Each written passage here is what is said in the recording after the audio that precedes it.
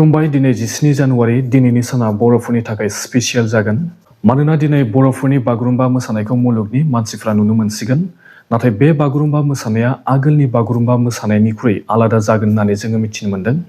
बागुरुम्बानि मेथाइया 5 मिनिटसो जायो नाथाय बे मेथाइखौ फोलावनानै 15 मिनिट एबा 15 मिनिटसो खालामनो गोनां जादों होननानै जोङो मिथिनो मोन्दों आरो बे बाथ्राखौ रहेन्द्र नाथ ब्रह्म बिथाङा बुंदों।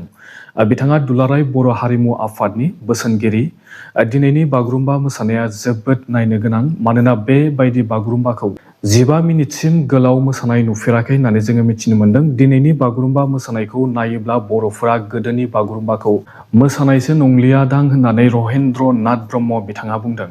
बिथांमोना राहा गैयै जानानै बागुरुम्बानि समखौ गोलाव खालामनो गोनां जादों आरो लोगोसे मोसानायनि जि आर्ट बेखौबो आलादा खालामनो गोनां जादों होननानै जोङो मिथिनो मोन्दों। बागुरुम्बा मोसानायखौ गिनिस वर्ल्ड रेकर्ड खालामनो टारगेट लादों। बागुरुम्बा मोसानायखौ वर्ल्ड रेकर्ड खालामनो थाखाय मोसानाया मिनिमाम 5 मिनिट्स जानो नांगोन। जों मिथिनो मोननाय बायदिब्ला 5 मिनिट समनि गेजेरजों हारिमुनि आबुं समायना महरखौ दिन्थिनो हाया नाथाय 15 मिनिट समनि गेजेरजोंसो मोसानायनि फुल स्ट'रिखौ दिन्थिफुंनो हायो। बिहु मोसानायखौबो 15 मिनिट समहालागै मोसाहोनाय जादोंमोन। बिहुखौ 11,304 जन मोसागिरिफ्रा मोसादोंमोन आरो 2,548 जन ड्राम दामनानै मोननै रेकर्ड खालामनो हादोंमोन। मेगा बिहुखौ 2023 मायथाइयाव खुंनो थाखाय आसाम सरकारा 45 कौटि रांनिफ्राय 50 कौटि रां बाहायनो गोनां जादोंमोन। बेबायदिनो जुमुर इभेन्टआव 15 कौटिनिफ्राय 20 कौटि रां बाहायदोंमोन आरो दिनैनि बागुरुम्बा मोसानायाव 18 कौटि रांनिफ्राय 25 कौटि रां बाहायनो हागौ होननानै जोङो मिथिनो मोन्दों। आरो जों मिथिनो मोननाय बायदिब्ला जायफोरा बागुरुम्बा मोसानायाव बाहागो लादों बिथांमोन साफ्रोमनोबो 25 रोजाहै रां होनाय जागोन। गासै 10 रोजानिबो बारा मोसागिरिफ्रा 25 रोजाहै बे रांखौ मोनगोन आरो जायफोरा बागुरुम्बा मोसानो फोरोंदों बिथांमोननो 50 रोजाहै रां होनाय जागोन होननानै जोङो मिथिनो मोन्दों। 2020 मायथाइनि 27 जानुवारियाव जानाय गोजोन गोरोबथाखौ लानानै बिटिसिनि चिफ हाग्रामा महिलारि बिथांमोना बे गोजोन गोरोबथाखौ लानानै अबजार्भ खालामगोन होननानै बुंदों एबा नोजोर होगोन होननानै हाग्रामा महिलारि बिथाङा बुंदों आरो 27 जानुवारि खालारखौ हाग्रामा बिथांमोना फालिगोन होननानै बिथाङा बुंदों। आरो लोगोसे हाग्रामा महिलारि बिथाङा बुंदों दि प्रमद बर' बिथाङा कारापसन खालामलांबाय आरोबाव बिटिआरनि 800 कौटि रांनिफ्राय 900 कौटि रां जास्लाबनो हायासै होननानै हाग्रामा महिलारि बिथाङा प्रमद बर' बिथांखौ बुंदों। जोंनि बिटिआरआव प्रमद बर'नि सरकार समावबो हाग्रामा महिलारिनि सरकारखौ रांल' जादों होननानै बदनाम होबोदोंमोन। दा आरो हाग्रामा महिलारि बिथांनि सरकार फैनायनि उनाव प्रमद बर' बिथांखौबो रां जादों होननानै हाग्रामा महिलारि बिथाङा बुंनो हमदों। जोंनि बिटिआरआव जानाय जायैखौल' लिडारजों लिडार बुंलायो नाथाय दिनैसिमबो बर'फोरनि जि समयसाफोर बे समयसाफोरखौ बिथांमोना समाधान खालामनानै होनो हायाखै। गोबां लाइमोनफोरा फरायनानै आनएमप्लयड जानानै दङ थेवबो बिटिआरआव एभेलेबल सरकारि साख्रिनि थाखाय गोदान पस्ट क्रिएट खालामनानै बिथांमोना होनो हायाखै। बिटिआर गभर्नमेन्टआ टेम्परेरि आरो कन्ट्रेक्चुएल पस्टल' होनो हायो, पार्मानेन्ट एबा रेगुलार साख्रि होनो हाया। आरो लोगोसे रेगुलार खालामनो थाखाय आसाम सरकारनिफ्राय एप्रुभेल लानो गोनां जायो होननानै जोङो मिथिनो मोन्दों। स्टेटआसो गावनि गोसोबायदि आनलिमिट गोदान साख्रिनि पस्ट दिहुननो हायो नाथाय काउन्सिला बेबायदि आनलिमिट पस्ट दिहुननो हाया आरो रेगुलार पस्टबो दिहुननो हाया। आसामनि केबिनेट मिनिस्टार पीयूष हाजरिका बिथाङा बुंदों दि कंग्रेसनि एमपि गौरब गगैखौ बांलादेश आरो पाकिस्तान हादोरा जोबोद मोजां मोनो। जेब्ला गौरब गगै बिथाङा पार्लियामेन्टआव इन्डिया हादोरखौ लानानै सावरायो आरो बे मोननै हादोरा गौरब गगैखौ साबायखर बावहरो आरो बेफोरखौ लानानै पाकिस्ताननि टिभि चेनेलाव डिबेट जायो, निउज खालामो, टक श' जायो होननानै पीयूष हाजरिका बिथाङा बुंदों। गौरब गगै बिथाङा एसामिस सुबुंफोरखौ जेबो खाथिर खालामा नाथाय गौरब गगैआ बांलादेशनि मिया आरो सन्देह सुबुंफोरखौसो खाथिर खालामो होननानै बिथाङा बुंदों। आरो लोगोसे गौरब गगैआ आसामाव हिंसानि थासारि लाबोनो नागिरदों आरो लोगोसे बिथाङा बुंदों दि बे बोसोराव मैसोजों मैसो सौलायहोनायखौ बन्द' खालामबाय नाथाय जोङो खायफा जिल्लाफोराव बे खेलाखौ नुनो मोन्दों। आसामनि मरिगाव एबा नगाव जिल्लाफोराव बेबायदि खेलाखौ जोङो नुनो मोनो। फैगौ बोसोराव इन्डियानि प्रेसिडेन्टनिफ्राय पारमिसन मोनोब्ला मैसो सौलायनाय जि खेला बेखौ अफिसियेलि फोसावनाय जागोन होननानै पीयूष हाजरिका बिथाङा बुंदों आरो लोगोसे सिंगार जुबिन गार्गआ न्याय मोनगोन होननानैबो पीयूष हाजरिका बिथाङा मैया बुंदों। आसामाव बिजेपि सरकारा 2026 मायथाइनि इलेक्सननि सिगांनो आरोबाव फिन खेबसेबाव सरकार दाफिननो थाखाय आइजो फरायसाफोरनो, हौवासा फरायसाफोरनो आरो सेल्फ हेल्प ग्रुपनि आइजोफोरनो गोदान गोदान स्किम बानायनानै बिजेपि पार्टिया मजबुत भटार बानायना लाबाय होननानै जोङो मिथिनो मोन्दों। बिजेपि पार्टिखौ बे बारावबो फेजेननो हानाया जोबोद गोब्राब जागोन, मानोना फरायसाफोरनो दान मोनफ्रोमबो रां सोना होगासिनो दङ आरो उद्यमिता स्किमनि गेजेरजोंबो आइजोफोरनो 10,000 रां सोनानै होगासिनो दङ। बेल' नङा, आइजोफोरा अरुणोदय स्किमनि गेजेरजोंबो 20 फेब्रुवारि खालारखालि 8,000 रां मोननो थांगासिनो दङ। आसामनि आइजोफोरा बेबायदि सुबिदाफोरखौ माब्लाबाबो मोनफेराखैमोन होननानै हिमन्त बिश्व शर्मा बिथाङा मैया बुंदों। आसामनि मानसिफ्रा बे बाराव सोरखौ आसामनि चिफ मिनिस्टार जाजानो लुबैदों बेखौ लानानै भट 5 सार्भे डेटाया सार्भे खालामनानै रिपर्ट मोननो हादोंदि बे बारावबो आसामनि गोबां मानसिफोरा डक्टर हिमन्त बिश्व शर्मा बिथांखौनो आसामनि चिफ मिनिस्टार जाजानो लुबैदों एबा जानो नांगौ होननानै सापर्ट खालामनायखौ जोङो नुनो मोन्दों। बिथांखौ आसामनि 66.75% हिन्दु सुबुंफोरा चिफ मिनिस्टार जाफिननायखौ लुबैदों आरो आसामनि 25% सुबुंफोरा गौरब गगैखौ चिफ मिनिस्टार जाजानो लुबैदों।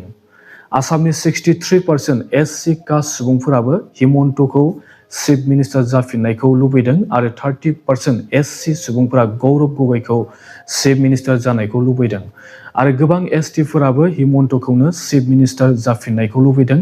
आसामनि 59% एसटिफोराबो हिमन्त बिश्व शर्मा बिथांखौनो चिफ मिनिस्टार लुबैफिनदों आरो 33% एसटिफोरा गौरब गगैखौ चिफ मिनिस्टार लुबैदों। 79 मुस्लिमफोरा गौरब गगैखौ चिफ मिनिस्टार जाजानायखौ लुबैदों आरो only 10% मुस्लिमफोरा हिमन्त बिश्व शर्माखौ चिफ मिनिस्टार जाजानो लुबैदों। हौवा मानसिफोरनि सापर्टखौ नायोब्ला 84% हौवा मानसिफोरा गौरब गगैखौसो चिफ मिनिस्टार जाजानो थाखाय सापर्ट खालामदों आरो लोगोसे only 42% हौवा मानसिफोरा हिमन्त बिथांखौ लुबैदों। आइजोफोरनि सापर्टखौ नायोब्ला 55% आइजोफोरा हिमन्तखौनो आरोबाव खेबसेबाव चिफ मिनिस्टार जाजानो लुबैफिनदों आरो 35% आइजोफोरा गौरब गगैखौ सापर्ट खालामदों। आसामनि 18 बोसोर बैसोनिफ्राय 24 बोसोर बैसोनि गोबां भटारफोरा गौरब गगैखौसो आसामनि चिफ मिनिस्टार जानो नांगौ होननानै सापर्ट खालामदों आरो 25 बोसोर बैसोनिफ्राय 55 बोसोर बैसोनि भटारफोरा हिमन्त बिश्व शर्मा बिथांखौनो आसामनि चिफ मिनिस्टार जानो नांगौ होननानै सापर्ट खालामदों।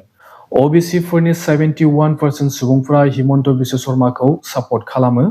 only 18% ओबिसिफोरा गौरब गगैखौ सापर्ट खालामदों। गौरब गगै आरो हिमन्त बिश्व शर्मा बिथांमोननि चिफ मिनिस्टारनि सार्भे खालामनायाव गोबां आइजोफोरा हिमन्त बिश्व शर्मा बिथांखौनो आरोबाव फिन खेबसेबाव चिफ मिनिस्टार जानायखौ लुबैदों आरो गौरब गगैखौ हौवा मानसिफोरा लुबैदों। बे बारावबो हिमन्तआनो चिफ मिनिस्टार जाफिननो हागौ। आसामनि chief minister doctor Himanta Biswa Sharma बिथाङा आसामनिफ्राय फार्स्ट टाइम वर्ल्ड इकनमिक फरामाव बाहागो लागोन।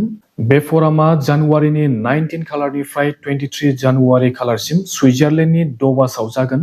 बे बारनि थीमआ ए स्पिरिट अफ डायलग।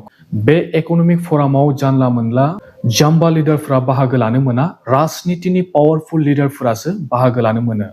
बे फरामाव गभर्नमेन्टनि लिडार, गुगलनि सिइअ, माइक्रसफ्टनि सिइअ, रिलायन्सनि सिइअ आरो साइन्टिस्टफोरा, क्लाइमेट चेन्जनि एक्सपार्टफोर, बेबायदि मानसिफ्रासो बे फरामाव बाहागो लानो मोनो।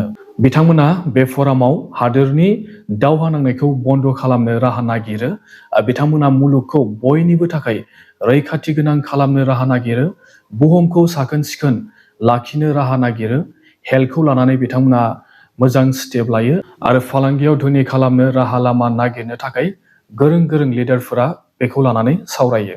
आरो लोगोसे हिमन्त बिश्व शर्मा बिथाङा बुंदोंदि साहा बागानाव पार्मानेन्ट खामानि मावग्रा आरो टेम्परेरि खामानि मावग्रा वार्कारफोरनो वान टाइम फाइनेन्सियेल एसिस्टेन्ट हिसाबै 5,000 रांहै 25 जानुवारि खालारखालि हिमन्त बिश्व शर्मा बिथांमोना होगोन। आसामनि गासिबो साहा बागानाव खामानि मावग्राफोरा बे रांखौ मोनगोन आरो मुख्यमन्त्रि आत्मनिर्भर आसाम अभियाननि गेजेरजों आसामनि 75,000 लाइमोनफोरा 2 लाखै रां मोनसिगोन।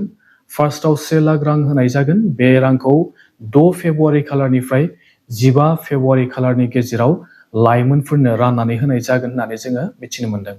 जुबिन गार्गनि थैनायनि जाहोनखौ सिंगापुराव नायबिजिरदों आरो आसामावबो नायबिजिरगासिनो दङ। बेखौ लानानै आसामनि chief minister doctor Himanta Biswa Sharma बिथाङा बुंदोंदि आसाम आरो सिंगापुरनि जि इनभेस्टिगेसन बेयो आलादा आलादा होननानै बिथाङा बुंदों।